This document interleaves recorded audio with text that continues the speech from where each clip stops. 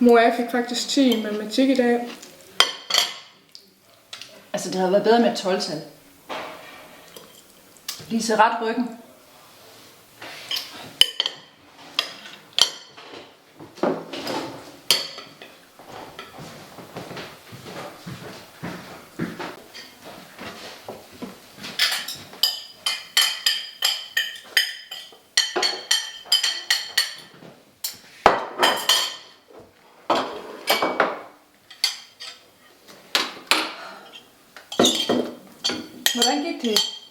Hvordan gik det hos tandlægen?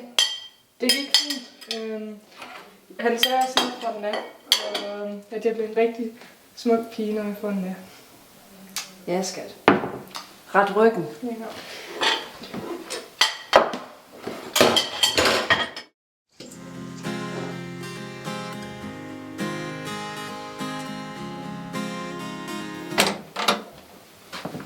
Kom så, Lise. Ellers så kommer vi for sent til festen. Men mor, jeg har virkelig ikke lyst. Husk, vi skal til mormors fødselsdag i morgen.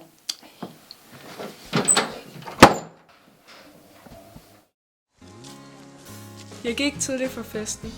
Ingen snakkede til mig, og jeg følte mig helt forkert. Ligesom min mor siger, er jeg ikke god nok. Så er der fest i aften, gutter. Ja. Yeah. Der kommer sygt lækker fyre, har jeg hørt. Jeg har hørt Anne kommer, og Louise kommer, og Louise kommer. Du skal sgu da passe på Lotte, mand. Det er da ikke Lotte, der. Det var Lise. Ja, jeg skal lige have mine cigaretter, gutter. Jeg tror, jeg glemte derhjemme. Ja, fair. Okay, så. Lise, vent lige lidt. Lise. Du må altså Nico undskylde. Han kan ikke rigtig styre sig selv. Det er okay. Og ser forresten rigtig godt ud i aften. Tak. Sås! Kom nu! Busse.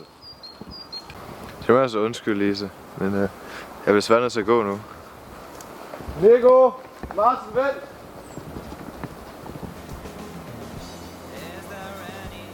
Måske er det lige meget, at min mor ikke synes, jeg er god nok. Så længe jeg bare er god nok for andre. Jomfruen holder af orden, logik og systematik. Beskedenhed og tilbageholdenhed er andre af jomfruens pejlemærker. Den kan virke genert og anspændt, men man skal ikke lade sig narre. Jomfruen har vilje liggende på lur under overfladen.